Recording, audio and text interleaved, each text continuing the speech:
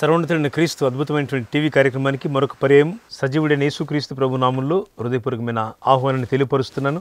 శ్రేష్టమైన దేవుని ప్రేమ మంచితనాన్ని వేడుక చేయడానికి ప్రభు ఇచ్చిన ఈ భాగ్యవంతమైన సమయాన్ని బట్టి ప్రభుకు మహిమ ఘనత ప్రభావములు చెల్లిస్తున్నాం. ప్రత్యేకంగా ఈ కార్యక్రమం మీకు దీవెనకరంగా ఉంటే మీ బంధుమిత్రులకు కూడా ఈ యొక్క కార్యక్రమాన్ని మీరు పరిచయం చేయండి. ఈ కార్యక్రమాన్ని మీరు బలపరచడానికి కూడా మీ యొక్క ప్రార్థనలో కూడా ఎత్తిపట్టండి. ప్రార్థన చేసుకుని దేవుని వాక్యంలోకి వెళ్దాం. కనికరంగల ప్రభువా, నమ్మదగిన తండ్రి, మీకు స్తోత్రాలు వందనాలు చెల్లిస్తున్నాము. మీ అనంతమైన ప్రేమ దయా వాత్సల్యత మా జీవితాల్లో మరొక దినాన్ని సమయాన్ని మాకు కలిగించింది. ఈ రీతిగా ప్రభువా మీ మాటలు తెలుసుకోవడానికి, మీ మాటలు ఆలకించడానికి మాకు ఇచ్చిన తరుణం కొరకు స్తోత్రాలు. దర్శించండి, కొద్ది సమయం దీవెనకరంగా మీ మాటలు నేర్చుకుంటూ సాయం చేయండి. మీరే మాకు బోధకుడవి సర్వసత్యములను మేము నడిపించమని పునరుత్థానుడైన యేసుక్రీస్తు నామములో ప్రార్థించి వేడుకొంచున్నాము తండ్రి, ఆమేన్. రండి ప్రియులారా, దేవుని వాక్యాన్ని మనం చదువుకుందాం. మూలవాక్యముగా హెబ్రీయులకు రాసిన పత్రిక 11వ అధ్యాయాన్ని మనం తెరుచుకుందాం. విశ్వాసమనున్నది నిరీక్షింపబడు వాటి యొక్క నిజ స్వరూపమును అదృశ్యమైనవి ఉన్నమనటకు రుజువునైనది. దానిని బట్టి పెద్దలు సాక్ష్యము పొందిరి. ప్రపంచములు దేవుని వాక్యం వలన నిర్మాణమైనవనియు అందును బట్టి దృశ్యమైనది కనబడు పదార్థములచే నిర్మింపబడలేదనియు విశ్వాసము చేత గ్రహించుకొనుచున్నాము. ఆమేన్. పిల్లరా, ఈ లేఖన భాగాన్ని మనం చూసినప్పుడు అపోస్తలుడైనటువంటి పౌలు భక్తుని ద్వారా ప్రభు ఒక గొప్ప చరిత్రను సంఘానికి చాలా సవిస్తరంగా, చాలా సూక్ష్మంగా ప్రభు మనకు తెలియపరుస్తూ జ్ఞాపకం చేస్తున్నారు. హెబ్రీయులకు రాసిన పత్రిక 11వ అధ్యాయము దీన్ని విశ్వాస వీరుల అధ్యాయం అని పిలుస్తాం. ఇక్కడ విశ్వాస వీరుల అధ్యాయంలో దీంట్లో కనీసము విశ్వాసం అనే మాట 24 సార్లు కనబడుతూ ఉంటుంది. దేవుణ్ణి సంతోషపరచుట అనే మాట కనీసం 5 సార్లు కనబడుతూ ఉంటుంది. ఈ మాటలు మనకు ఎందుకు గుర్తు చేయబడుతున్నాయంటే, మనం దేవుని యందు విశ్వాసం ఉంచినప్పుడు, మనం పూర్ణమైన నమ్మిక ప్రభుపై ఉంచినప్పుడు నిశ్చయంగా మనల్ని బట్టి ప్రభు ఆనందిస్తాడు. ఇది దేవునికి ఇష్టమైనది. విశ్వాసం అనేది దేవునికి ఇష్టం. విశ్వాసము లేకుండా ఆయనకి ఇష్టలై ఉండుట అసాధ్యం ఉంటుంది వాక్యం. విశ్వాసం లేకుండా మనం దేవునికి ఇష్టలై ఉండలేం. ఇదే అధ్యాయం 11వ అధ్యాయం 6వ వచనం, విశ్వాసము లేకుండా దేవునికి ఇష్టలై ఉండుట అసాధ్యము అంటున్నాడు. విశ్వాసం లేకుండా దేవుని సంతోషపరచలేం. It is impossible to please the Lord without faith. ప్రభుని మనం సంతోషపరచడానికి మన విశ్వాసం లేకుండా సంతోషపరచగలము అనుకుంటే అది పొరపాటే. లేఖన భాగాన్ని చూసినప్పుడు ప్రభు ఇక్కడ అపోస్తలుడైనటువంటి పౌలు భక్తుని ద్వారా ప్రభు ఒక గొప్ప సంగతిని మనకి జ్ఞాపకం చేస్తున్నారు. విశ్వాసము విశ్వాసము విశ్వాసం. బైబిల్ ఎప్పుడు కూడా విశ్వాసం మీద మాట్లాడే గ్రంథం. బైబిల్ విశ్వాసం గురించి మనకు బోధించే గ్రంథం. విశ్వాసమునకు కర్తయు దాన్ని కొనసాగించే యేసు వైపు అని ఇక్కడ మనం చూసినట్టయితే అద్భుతమైనటువంటి మాట హెబ్రీ పత్రిక 12వ అధ్యాయంలోనే మనం చూసినట్టయితే 2వ వచనం మధ్య భాగంలో విశ్వాసమునకు కర్తయు దానిని కొనసాగించువాడునైనా యేసు అంటున్నాడు. విశ్వాసానికి కర్త ఉన్నాడు, దాన్ని కొనసాగించే దేవుడు ఉన్నాడు. ఆయననే మన ప్రభు అయిన యేసుక్రీస్తు వారు. విశ్వాసానికి కర్త ఆయననే, దాన్ని కొనసాగించే దేవుడు ఆయనే. అందుకే ప్రభు విశ్వాసకర్త అయిన దేవుడు మనతో మాట్లాడుతుండగా మనం మరింత విశ్వాసం కలిగి ప్రభుతో రావడానికి మన విశ్వాసాన్ని, మన గమనాన్ని, మన ధ్యానాన్ని, మన దృష్టిని ప్రభు వాక్యంపై ఉంచాలని దేవుని దాసునిగా నేను తెలియపరుస్తున్నాను. గమనించినట్టయితే ఈ లేఖన భాగంలో విశ్వాస వీరుల గురించి ప్రభు మాట్లాడుతున్నాడు. దేవుని సేవకుడు పౌలు భక్తుడు వారి గురించి ఒక గొప్ప సందేశాన్ని ప్రకటిస్తున్నాడు. విశ్వాసం లేకుండా దేవునికి మనం ఇష్టలుగా ఉండలేం. ఇప్పుడున్నటువంటి అపాయకరమైన పరిస్థితుల నుండి మనల్ని ఎట్లు కాపాడాలో దేవునికి తెలుసు. మనమున్న పరిస్థితులు కొన్నిసార్లు అపాయకరమైనవి, మనమున్న పరిస్థితులు కొన్నిసార్లు కష్టతరమైనవి, మనమున్న పరిస్థితులు కొన్నిసార్లు చాలా చాలా భయంకరమైనటువంటి పరిస్థితులు మనం నడుస్తూ ఉంటాం. కొన్నిసార్లు ఎర్ర సముద్రం వంటి పరిస్థితులు, కొన్నిసార్లు మనతో ఉన్న మనుషులు మనల్ని కృంగదీసినప్పుడు, మనల్ని బలహీనపరిచినప్పుడు, మనల్ని చాలా నిందాస్పదంగా మనపైన మాటలు మాట్లాడుతున్నప్పుడు, ఆరోపణలు చేస్తున్నప్పుడు, బాధిస్తూ ఉన్నప్పుడు, వీటిలో మనం చాలాసార్లు కృంగిపోతూ ఉంటాం, నిరాశపడుతూ ఉంటాం. కొన్నిసార్లు మనం చాలా నెమ్మది లేని వారిగా బ్రతుకుతూ ఉంటాం. దేవుని వాక్యము ఈ పూట జ్ఞాపకం చేసే మాట, మనకు విశ్వాసము ఉన్నది. మన ప్రభువుని యేసునందు మనము విశ్వాసము కలిగి ఉన్నాం. విశ్వాసమున కర్తైన దేవుడు మనతో ఎల్లప్పుడూ నివాసం చేయడానికి కోరుతున్నాడు. ఆయన మనతో ఎల్లప్పుడూ నివాసం చేస్తాడు. ఆయన మనతో ఎల్లప్పుడూ ఉంటాడు. నువ్వు విశ్వాసం కలిగి ప్రభు దగ్గరికి వస్తే చాలు. ప్రభు అంటున్నాడు, నమ్ముట నీ వలనైతే నమ్మువానికి సమస్తము సాధ్యం. నువ్వు నమ్మితే చాలు. నాకు నా ప్రభు ఉన్నాడని నమ్మితే చాలు.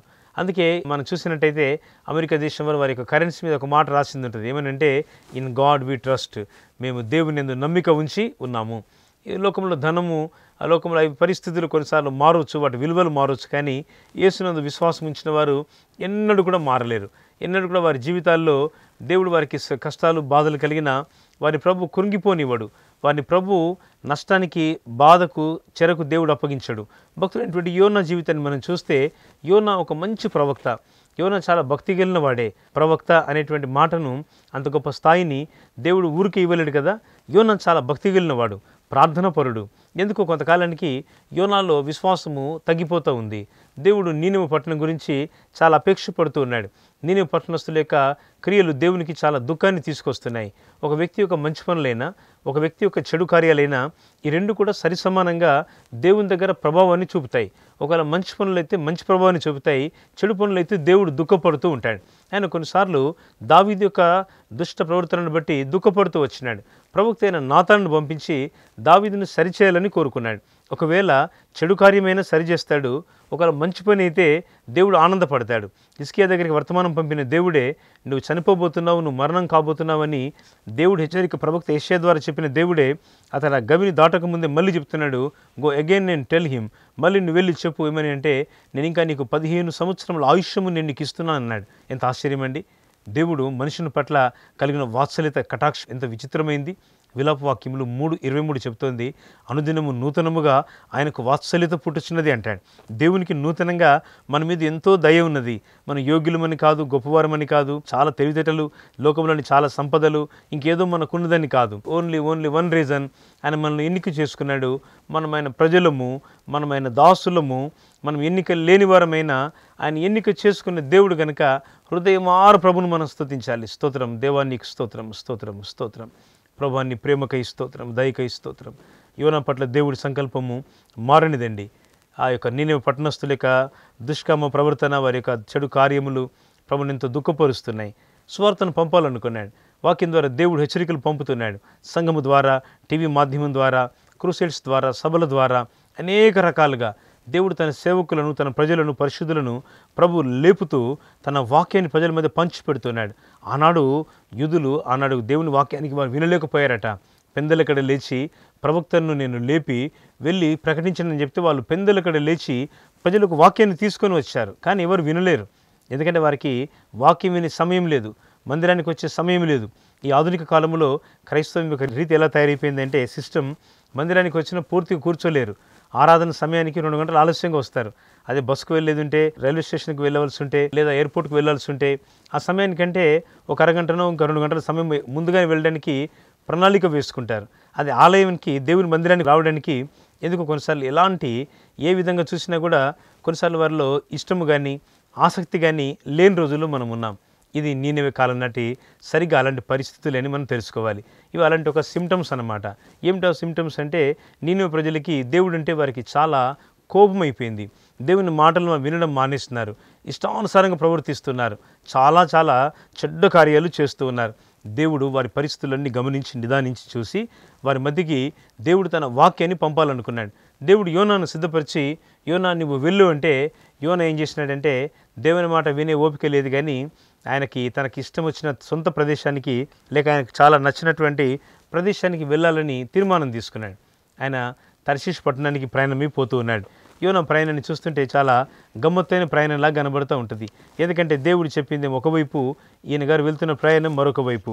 చాలాసార్లు మన జీవితంలో కూడా దేవుని స్వరం ఒకవైపు మనల్ని హెచ్చరిక చేస్తూ ఉంటే, కొన్నిసార్లు ఆ స్వరానికి వినక, లోబడక, మనకు తోచిన మార్గంలో, మనకిష్టమైన మార్గంలో వెళ్తూ ఉంటాం. సరిగ్గా చిన్న కుమారుడు, తప్పిన కుమారుడు ఈ పని చేసినాడు. తండ్రి చెప్పిన మాట వినకుండా తండ్రితో తన బంధాన్ని తెంచుకొని తాను వెళ్ళాలనుకున్నటువంటి స్థలానికి చాలా సంతోషంగా వెళ్తూ ఉన్నాడు. ఆయనకి తండ్రి మాట ఇష్టం లేదు, స్నేహితుల మాటే పరమావధి. ఎందుకంటే స్నేహితులు ఏ చెప్తారో ఆ మాటనే అతను నమ్ముతాడు తప్ప తండ్రి మాట నమ్మడు. ఈరోజు చాలామంది సమకాలికులు, సమవయస్కులు, స్నేహితుల బృందాలు ఏవి చెప్తారో అవే ప్రజలు నమ్ముతారు తప్ప దేవుని వాక్యం ఏం చెప్తుందో వినేటువంటి ఆసక్తి సన్నగిలిన రోజుల్లో మనం ఉన్నాం. అందుకని ఈ సన్నగిలిన స్థితిని, ఆత్మీయతను కట్టుకోవడానికి, సరి చేసుకోవడానికి, మన జీవితాలను బాగు చేసుకోవడానికి దేవుడిచ్చిన ఈ మంచి తరుణాన్ని ఉపయోగించుకోమని ప్రభు దాసునిగా నేను మీకు జ్ఞాపకం చేస్తూ ఉన్నాను. పిల్లలు గమనించినట్టయితే ఈ లేఖన భాగంలో చూస్తున్నాము. ఇక్కడ దేవుడు నీనెవెకు వెళ్ళమంటే ఈయన తర్షీషు పట్టణానికి ప్రయాణమైపోతున్నాడు. ఆ ఓడ ఆపిన స్థలానికి వెళ్ళాడు, హార్బర్కి వెళ్ళాడు. అక్కడ తనకు కావాల్సినటువంటి టికెట్ తీసుకునే సమయం వస్తే దేవుడు చెప్పింది నీనెవే, ఈయన తర్షీషుకు వెళ్తూ ఉన్నాడు.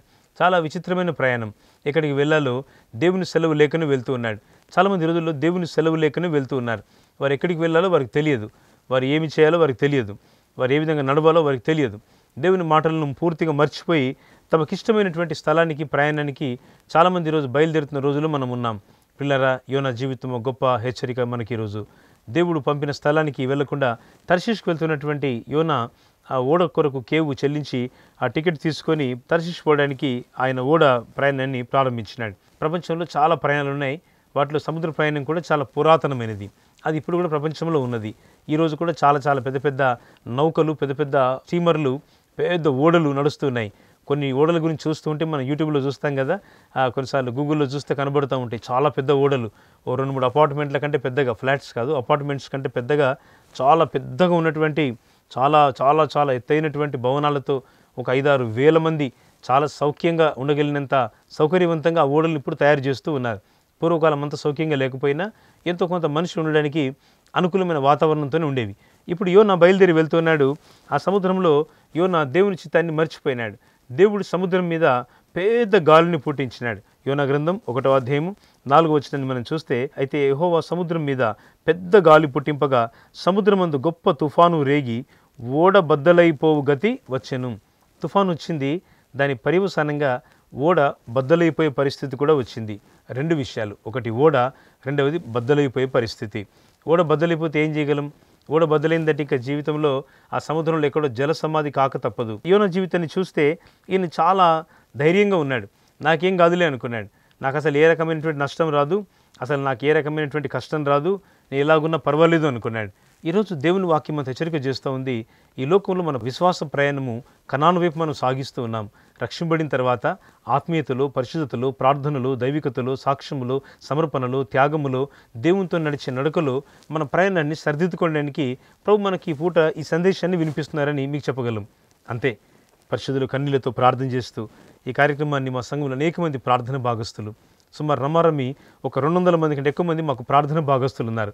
ఈ 200 మంది కంటే ఎక్కువ మంది ప్రజలు దేవుని ఇంట్లో, దేవుని మందిరాల్లో, మా మెయిన్ చర్చిలో, బ్రాంచ్ మందిరాల్లో వారం మధ్యలో శుక్రవారాలు అలాగే శనివారాలు దేవుని ఇంట్లో కన్నీళ్లతో ప్రార్థన చేస్తూ ఉన్నారు. మాతో కలిసి వారు ప్రార్థన చేస్తూ ఉన్నాం మేము. ఎందుకంటే ఈ ఓడలు బద్దలైపోయే పరిస్థితుల నుండి అనేకులు విడుదల పొందాలి. అనేకులు ఈ యొక్క శ్రమ నుండి, పాపము నుండి, లోకం యొక్క ఆశల నుండి, లోకం యొక్క సౌఖ్యవంతమైనటువంటి దురాశల నుండి మనుషులు బయటికి వచ్చి యేసుక్రీస్తుని గురించిన రక్షణ, విశ్వాసం, ఒప్పుకోలను పొందాలని దేవుడు కోరుకుంటున్నాడు. అందుకే మనం చూస్తే యోనా ప్రయాణం చేస్తుంటే పెద్ద తుఫాను వచ్చేసింది. ఆ తుఫాన్ అంటేనే భయంకరమైంది, బీభత్సమైంది. అందులోనూ గొప్ప తుఫాను అన్నాడు. కొన్ని తుఫానులు ఏ విధంగా ఉంటాయంటే వాటి యొక్క తీవ్రతను అంచనా వేయడం కష్టం. ఎంత సైన్స్ పెరిగినా, ఎంత శాస్త్రవేత్తలు ఎంత జ్ఞానాన్ని సంపాదించినా ఇంకా కనుక్కోవలసినవి చాలా ఉన్నాయి. వీటిని నిరోధించే శక్తి ప్రస్తుతానికి భూమి మీద ఏ వైద్య శాస్త్రానికి, ఏ సాంకేతికమైన శాస్త్రానికి లేదు. చెప్పగలవు అంతే తుఫానులు వస్తాయని. ఆపగల శక్తి ఎవరికి ఉంది? ఎవరికీ లేదు, దేవునికే సాధ్యం. అందుకే వీటిని ఆపగల శక్తి గల దేవుడు ఈ యోనా జీవితాన్ని సరిచేసి ఆయన ద్వారా ఆ ప్రజలందరినీ సరిచేయాలని కోరుతున్నాడు. అందుకే యోనాను దేవుడు ఆ సముద్రంలో మర్చిపోలేదు. యోనా మర్చిపోయిన దేవుడు మర్చిపోలేదు. పిల్లారా, మనం మర్చిపోయినా మన దేవుడు మనం మర్చిపోయే దేవుడు కాదు. ప్రభు అంటాడు, చూడుము నా అరచేతుల మీద నేను నిన్ను చెక్కి ఉన్నాను అంటున్నాడు. ఆయన తన అరచేతుల్లో చెక్కి ఉన్నాడు. ఆయన అరచేతుల్లో ఒక మనిషి రమారమి ఒక ఉదయం నుంచి రాత్రి పడుకునే వరకు తన చేతులను కనీసం ఒక 40 సార్లు చూసుకుంటామన్నమాట. మనం భోజనం చేసేటప్పుడే కానీ, తల దూకునేటప్పుడే కానీ, డ్రైవింగ్లో ఉన్నప్పుడే కానీ, ఏ పనిలో ఉన్నా రమారమి మినిమం 40 టైమ్స్, ఒక 40 సార్లు మన చేతులు మనం తెలియకుండానే చూసుకుంటూ ఉంటామట మనం. ప్రభు అంటున్నాడు, నా అరచేతుల్లో నిన్ను చెక్కి ఉన్నాను. At least 40 times in a day, 40 సార్లు ఒక రోజుకి మనిషి చూసుకోగలిగిన కంటే ఎక్కువగా ప్రభు మనల్ని తన చేతుల్లో చూసుకొని వచ్చినాడు. ఆయన చేతుల్లో మనం చెక్కుకున్నాడు. ఎంత ప్రేమైనది! ఆయన చెక్కున్న దేవుడు కనుక ఆయన మన పట్ల లక్ష్యం కలిగి ఉన్నాడు. యోనా మర్చిపోయినాడేమో, బట్ దేవుడు మర్చిపోలేదు. ఆయన యోనా పట్ల సంకల్పం కలిగి ఉన్నాడు. యోనా పట్ల దేవుని సంకల్పాన్ని సాతాను మార్చాలనుకున్న దేవుడు మార్చనివ్వలేదు. తుఫాన్ను దేవుడే పుట్టించినాడు యోనా జీవితాన్ని సరిచేయడానికి. కొన్ని తుఫాన్లు ఎందుకు వస్తాయంటే మనల్ని బాగు చేయడానికి వస్తాయి. ఇదేం మాట పాస్టర్ గారు, మీరు గట్టిగా చెప్పారు, కానీ తుఫాన్లు మనల్ని బాగు చేస్తాయి? తుఫాన్ చేత నష్టమే కదా. చూడండి, ఇక్కడ కొంత నష్టం జరిగింది, కానీ ఒక దేశం యొక్క క్షేమానికి దేవుడు ప్రజలను వాడుకున్నాడు. యోనాను దేవుడు వాడుకున్నాడు. ఎక్కడైతే తుఫాను ఉందో, ఎక్కడైతే శ్రమ ఉందో, ఎక్కడైతే కష్టాలు ఉన్నాయో, అక్కడ దేవుని యొక్క అమితమైన దయ, అమితమైన ప్రేమ, అమితమైన వాత్సల్యత మనం ఇక్కడ ఈ సందర్భంలో చూస్తూ ఉన్నాం. దేవుడు సముద్రం మీద ఆ గొప్ప తుఫాను రేపినాడు. భయంకరమైన బీభత్సమైన గాలులు వస్తున్నాయి. ఓడ బద్దలైపోయే పరిస్థితి వచ్చింది. ఓడ నావికుడు భయపడిపోతున్నాడు. ఎలా నడపగలను నీ ఓడను? జీవితంలో చాలాసార్లు ఛిద్రమైపోయే పరిస్థితులు. ఇక నాకెవరు సహాయపడలేరు, ఇక నన్ను ఎవరు దర్శించలేరు, నా పట్ల ఎవరు కృప చూపలేరు, నాకున్న ఈ కన్నీటి నుండి, కష్టం నుండి, వేదన నుండి నన్ను ఎవరు కూడా బయటికి తీసుకొని రాలేరు అనుకుని కృంగిపోతుంటే, ప్రియ సోదరుడా, సహోదరి, ప్రభు వాక్యాన్ని బట్టి మీకు జ్ఞాపకం చేసే ఈ పూట దేవుని యొక్క ధైర్యంతో కూడిన మాట, దేవుడు, నీ దేవుడు, మన దేవుడు నీ కొరకు ఆలోచన చేస్తున్నాడు. ఆయన నీ కొరకు లక్ష్యం కలిగి ఉన్నాడు. నీ కొరకు ఆయన చింతిస్తూ ఉన్నాడు. పేతురు భక్తుడు రాస్తూ అంటాడు, ఆయన మిమ్మల్ని గూర్చి చింతించున్నాడు గనుక మీ చింత యావత్తు ఆయన మీద వేయుడి అంటాడు. ఆయన మీద మన చింతంతా వేసేసి మనం రిలాక్స్ అవ్వచ్చు. ఎందుకంటే మన గురించి చింతించే దేవుడు మనకున్నాడు. మత్తయి సువార్త 7:7 చెబుతుంది, అడుగుడి మీకు ఇయ్యబడును, వెదుకుడి మీకు దొరుకును, తట్టుడి మీకు తీయబడును అంటున్నాడు. ఎంత గొప్ప పిలుపండి. మీరు అడిగితే చాలు, మీరు చెప్తే చాలు ప్రభువుకి. ఏమన్నా చెప్పడంలో కూడా కొంత వెనకంజలో ఉన్నాడు. నిద్రపోయినాడు. ఓడ కింద దిగువ భాగానికి వెళ్ళిపోయి డిస్టర్బ్ ఎవరు చేయకుండా చాలా కింద ఉన్నటువంటి గ్రౌండ్ ఫ్లోర్లోకి వెళ్ళిపోయినాడు. సెల్లార్లోకి వెళ్ళిపోయినట్టుగా ఫ్లాట్లో, అపార్ట్మెంట్లో కిందికి వెళ్ళిపోయి హాయిగా పడుకున్నాడు. ప్రపంచమంతా నష్టంలో ఉంటే క్రైస్తవులు నిద్రపోతే సంఘానికి మేలు కలగదు. ప్రపంచమంతా పాపంలో మునిగిపోతూ ఉంటే, దుష్టత్వంలో ప్రజలు మగ్గిపోతూ ఉంటే, దేవుని బిడ్డలు ఇళ్లలో రిలాక్స్గా హ్యాపీగా భోంచేస్తూ కూర్చుంటే దేవుని సంఘానికి ఆత్మలు రావు. ఆత్మలు ఎలా రాగలుగుతాయి? ఎలా మన సంఘాలు అభివృద్ధి పొందుతాయి? ఎలా దేవుని చిత్తాన్ని మనం చేయగలం? ఈ వచనాన్ని చూస్తే యోనా వెళ్ళి ఓడ అమరమున కింద దిగువ భాగాన్ని వెళ్ళి పడుకున్నాడు. ఆయనకి ఎందుకు ఇష్టం లేదు. దేవుని మాట వినకుండా తాను కొంచెం లగ్జరియస్గా, కొంచెం సౌఖ్యంగా, కొంచెం నెమ్మదిగా, కొంచెం హ్యాపీగా అట్లా తిరిగి రావాలని తర్షీషు వైపు తన ప్రయాణాన్ని పెట్టుకొని వెళ్తున్నాడని విన్నాం కదా. ఇప్పుడు యోనాకి ఇంకా ఏది పట్టించుకునే సమయం లేదు. చాలామందికి ఈరోజు ఇదే పరిస్థితి ఉంది. మందిరానికి వస్తారని ఏది పట్టించుకోరు. ఆత్మల భారం ఉండదు, ఆత్మల కొరకైనటువంటి చింత ఉండదు, దేవుని సంఘం కొరకైన భారం ఉండదు.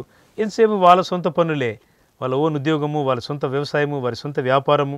ఇది చూడొద్దని కాదు, దేవుని పని ఎప్పుడు చూడగలం? పౌలు భక్తుడు రాస్తూ అంటాడు, అందరూ తమ సొంత కార్యములను చూసుకొనిచున్నారు, కానీ యేసుక్రీస్తు కార్యములను చూడరు అంటున్నాడు. 2025 సంవత్సరాలుగా ఈ పిలుపుగానే ఉండిపోయింది. చాలామంది ఇంకా ఈ పిలుపులోనికి రాలేకపోతున్నారు. అందరి సొంత పనులే. ఆరాధనకి ఎందుకు రాలేదండి అంటే, ఇక్కడ ఆ పని ఉంది, ఈ పని ఉంది. మీరు ఉపవాస కూడికి ఎందుకు రాలేదు? పలాని వాగ్దాన కూడికి ఎందుకు రాలేదు?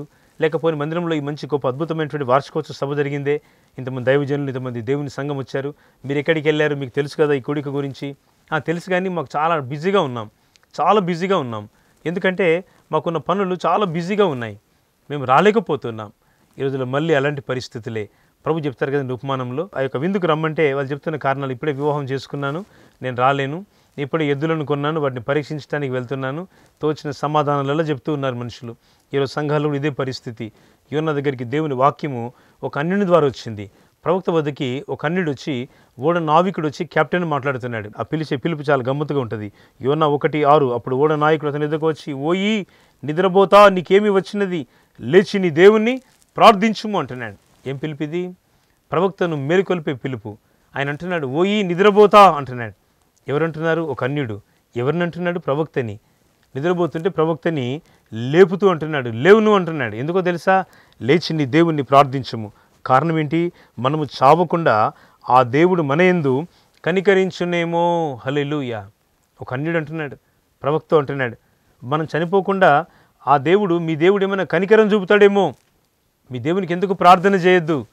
ఈరోజు అనేక అన్యులు, విశ్వాసంలో లేని వారు కూడా అడుగుతూ ఉంటారు. తప్పులేదు. మా దగ్గర మందిరంలో అనేక సార్లు దేవుని విశ్వాసం ఇంకా లేనివారు, అంటే తెలుసుకుని వారు కూడా కొత్తగా మందిరానికి అనేకులు వస్తూ ఉంటారు. మా దగ్గర కూడా వాళ్ళు కొన్నిసార్లు అడుగుతూ ఉంటారు, మాకోసం ప్రార్థన చేయండి, మాకోసం దేవుని దయ కొరకు ప్రార్థన చేయండి అడుగుతూ ఉంటారు. చాలా సంతోషంగా ఉంటుంది. వాళ్ళకి ఏం ప్రభు తెలియదు, బైబిల్ తెలియదు, వాక్యం తెలియదు. వాళ్ళు మొదటిసారిగా వచ్చారు, వాక్యం వింటున్నారు, మందిరంలో వారు కొంచెం సమయం గడుపుతున్నారు, లేక వారి కష్టాలని చెప్తున్నారు, ప్రార్థన సాయాన్ని కోరుతున్నారు. వాళ్ళు చెప్పే మాట, దేవుడు మా ఇందులో కనికరిస్తాడేమో, మా కొరకు ప్రార్థన చేయండి. టీవీ పరిచయం ఉన్న క్రితం ఎపిసోడ్లో ఒక కుటుంబం వాక్యం విని మా నిజామాబాద్ దగ్గర ఉన్నటువంటి ఒక ప్రదేశం నుండి, టౌన్ ఒక ప్రాంతం నుండి వారు మా దగ్గరికి మందిరానికి వచ్చినారు. వారికి ఉన్న పరిస్థితులు చాలా కఠినంగా ఉన్నాయి. వారికి చాలా ఈ మంత్ర సంబంధమైన చేతబడి శక్తులతో పీడింపబడుతూ చాలా బాధల్లో ఉన్నారు. ప్రార్థన చేయమని కోరినారు. వారి కోసం ప్రార్థన చేయడానికి చాలా ఇష్టపడ్డాం మేము. ఎందుకంటే వారికి ఉన్న కష్టాలు తొలగిపోవడం దేవునికి ఇష్టం. వాళ్ళని అడిగాను నేను, అమ్మ మీరు ఎక్కడి నుంచి చూసారండి, ఇది మాకు ఈ వివరాలు మీకు ఎవరు ఇచ్చారు మా మందిరాన్ని గురించి అంటే, టీవీలో చూసినాము, గాస్పల్ టీవీ టీవీలో చూసాము, అందులో వాక్యం విని ఆ ఫోన్ నెంబర్స్ అని రాసుకొని మేము ఫోన్ చేసి వచ్చాము అయ్య గారు మీ దగ్గరికి అని చెప్పారు. అమ్మ చాలా సంతోషం, మీరు ఉండండి, కొంచెం దేవుని వాక్యం వినండి, ఆ తర్వాత భోజనం చేయండి, ఇక్కడ చర్చిలో మీటింగ్ ఉంది ఈరోజు, ఆ తర్వాత మీరు ప్రార్థన చేస్తాను, వెళ్ళిపోండి అని చెప్పాను. దేవుని ప్రజలారా, ఈ ప్రత్యేక సమయాన మనుషులు అనేకులు ప్రభుని ఎరగని వారు ఓడ నావికుని వేళ వచ్చి అడిగే రోజుల్లో మనం ఉన్నాం.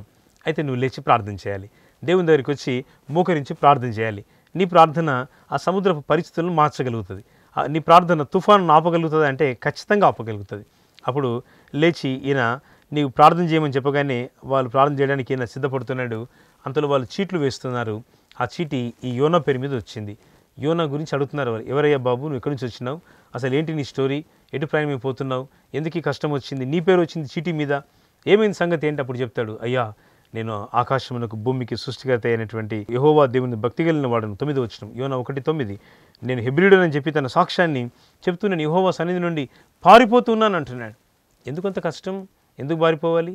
యోనాకి ఏం బాధ వచ్చింది, ఎవరు చెప్పారు పారిపోమని? దేవుని మాట విని అక్కడ కూర్చోగలిగితే, ఆయన మాట విని పని చేయగలిగితే ఎంత బాగుండేది. పారిపోతున్నాడు యోనా దేవుని సముఖము నుండి. ఆ మాట వారికి చెప్తూ ఉంటే వాళ్ళందరూ మరి ఏం చేయాలి, మేము నీ వలన ఈ తుఫాను వచ్చిందని చెప్తున్నావు కనుక, నువ్వు వినలేదు కనుక మీ దేవుని మాట ఏం చేయాలి, నన్ను తీసుకెళ్ళి సముద్రంలో పడవేయండి అంటున్నాడు. ఈయన చాలా సులువుగా చెప్తున్నాడు. ఈ మనిషి నీళ్ళలో పడేయమంటే వాళ్ళకి ఇంకా భయం అయిపోయింది. ఎందుకంటే ఈ మనిషి చూస్తేనేమో కొంచెం భక్తునిలాగా ఉన్నాడు. పూర్వకాలం ప్రవక్తల యొక్క వస్త్రధారణ చాలా గమ్మత్తుగా ఉండేది. వారు ఒక గొంగలు ఇట్లా వేసుకునేవాళ్ళు, ప్రవక్త అయిన సమూయేలు జీవితాన్ని చూస్తే కనబడుతుంది. లేక వాళ్ళు ఒక ఏఫోదును ధరించేవారు. వారి వస్త్రధారణను బట్టి వారి ప్రవక్తని ఇట్టే మనం సులువుగా గమనించవచ్చు. ఇక్కడ యోనాను చూస్తే వాళ్ళకి ఏదో భయం కలిగింది. కాబట్టి యోనా నీళ్ళలో వేయకుండా వాళ్ళు ఏదేదో ప్రయత్నం చేస్తున్నారు, కానీ ఆ వస్తువులన్నీ తీసి పారేసినారు. ఆ చాలా పెద్ద కార్గో, ఎన్నో వేల కొద్ది వందల కొద్ది టన్నుల బరువైనటువంటి వస్తువులని సముద్రం పాలు చేస్తున్నారు. చాలా ఖరీదైనవి, చాలా విలువైనవి అన్నీ కూడా సముద్రం పాలు చేసినారు. ఇక ఏది వారి దగ్గర వస్తువులు లేవు, ప్రాణాలే బతకలేని పరిస్థితుల్లో వస్తువుల మీద దృష్టి ఎవరుకుంటే చెప్పండి. అప్పుడు యోనాను కూడా తీసి వాళ్ళు బయట పారవేయమనగానే ఆ సముద్రంలో తీసి పారవేయడానికి దేవుని దగ్గర వారు క్షమాపణ అడిగి, మేము ఒకవేళ కనుక తప్పు చేస్తే దేవుడు మనం క్షమించుగా, కానీ దేవునికి వారు ప్రార్థన చేశారట. చదవండి వచనము యోనా 1:14. కాబట్టి వారు యెహోవా నీ చిత్త ప్రకారముగా నీవే దీన్ని చేస్తేవి, ఈ మనిషిని బట్టి మమ్మల్ని లయము చేయకుందువు గాక, నిర్దోషిని చంపితిరన్న నేరము మా మీద మోపకుందువు గాక అని యెహోవాకు మనవి చేసుకొని. ఇక్కడ యోనా ప్రార్థన చేయకపోతే వాళ్ళు ప్రార్థన చేస్తున్నారు. చాలా గమ్మతైన మాట ఇది.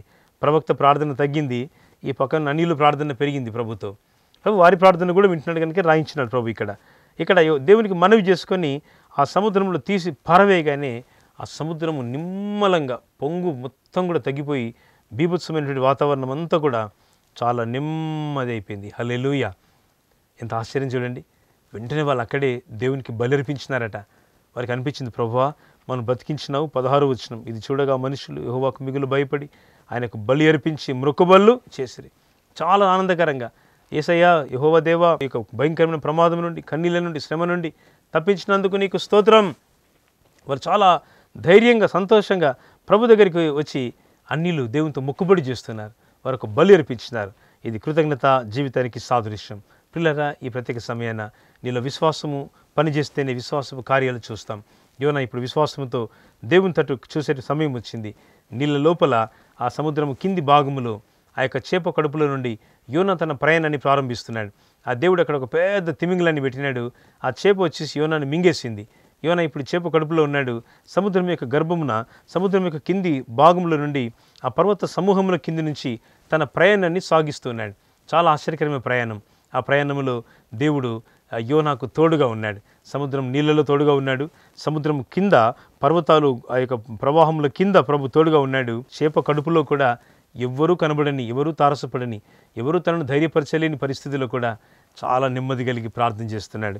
యోనా ప్రార్థన ఇక్కడ ఒక మాట మీకు జ్ఞాపకం చేయగలుగుతాం. 2వ అధ్యాయం 9వ వచనము, కృతజ్ఞతాస్తులు చెల్లించి నేను నీకు బలులు అర్పింతును, నేను మొక్కుకొనిన మొక్కుబలను చెల్లింపక మానను, యెహోవా యొద్దనే రక్షణ దొరుకును అని ప్రార్థించాను. ఇక్కడ మళ్ళీ ఒక ప్రార్థన, యెహోవా యొద్దనే రక్షణ దొరుకును, యెహోవా యొద్దనే రక్షణ దొరుకును. ఈ పూట ఈ మాట మనం జ్ఞాపకం చేసుకుందాం. యెహోవా యొద్దనే రక్షణ దొరుకును. ఈ యొక్క సందేశానికి మిస్తున్న శీర్షిక యెహోవా యొద్దనే రక్షణ దొరుకును. దేవుని యొద్దనే మనకు రక్షణ దొరుకుతుంది ప్రియులారా. ఆయన యొద్దనే మనకు నిరీక్షణ, ఆయన యొద్దనే మనకు సమాధానం, ఆయన వద్దనే మనకు శాంతి, ఆయన తప్ప మనకు వేరొక దుర్గము లేదు, వేరొక కేడము శైలము మనకు లేదు. ప్రియులారా, ఇక్కడ ప్రభువు మాట్లాడుతున్నాడు, నేను ఒక అద్భుతమైనటువంటి ఒక కార్యమును నీ కొరకు చేసి ఉన్నాను. యోనా, నువ్వు వెళ్ళబోతున్నావు, నువ్వు ఇంకా నా కొరకు ప్రచురం చేయబోతున్నావు. కాలం ముగించింది అనుకోకు, సముద్ర ప్రయాణం నీ జీవితాన్ని ఆపేసింది అనుకోకు, నేను నీ కొరకు ఒక నూతన క్రియ చేయబోతున్నాను. ప్రభు ఈ పూట జ్ఞాపకం చేసే మాట, జీవితంలో అన్నీ ముగించిపోయి ఏ విషయంలో కూడా నీకు దారి కానరాని, ఎటు చూసినా నెమ్మది లేని, ఎటు చూసినా నీ జీవితంలో ప్రశాంతత లేని ఒక కష్టతరమైన పరిస్థితిలో ఒక నీ హృదయం జీవితం ఉంటే ప్రభువు మాట్లాడుతున్నాడు, నేనే నిన్ను బలపరిచే దేవుడను, నేనే నిన్ను కాపుదలలో ముద్రించే దేవుడను, నేనే నీకు సహాయం చేయ దేవుడను. స్తోత్రం, హల్లెలూయా. పిల్లలు, ఈ ప్రత్యేక సమయాన దేవుని మాటలు వినిచుండగా విశ్వాసంతో ప్రభు తట్టుకు రా. యోనాలో తిరిగి విశ్వాసం బలపడింది, వెళుతున్నాడు. ఒకటే మాట విశ్వాసంతో చెప్తున్నాడు, ఓ నినివే పట్టణస్థులారా, దుర్గతి కలుగుతుంది, దేవుని శిక్ష రాబోతుంది, జాగ్రత్త, మీరు మారుమనసు పొందండి. వెంటనే వాళ్ళందరూ మారుమనసు పొందుతున్నారు. రాజు మొదలుకొని తిరగటి విసిరే దాసి వరకు అందరూ కూడా బూడిద తలపైన చల్లుకొని, శరీరం పైన బూడిద చల్లుకొని, గోనెపట్ట కట్టుకొని, ఉపవాసము నుండి భయముతో, భక్తితో, నిరీక్షణతో, ప్రార్థనతో దేవుని తట్టు చాలా కన్నీళ్లతో ప్రార్థన చేస్తుంటే ప్రభు తాను చేయదునని చెప్పిన కీడును చేయక మానుకున్నాడు.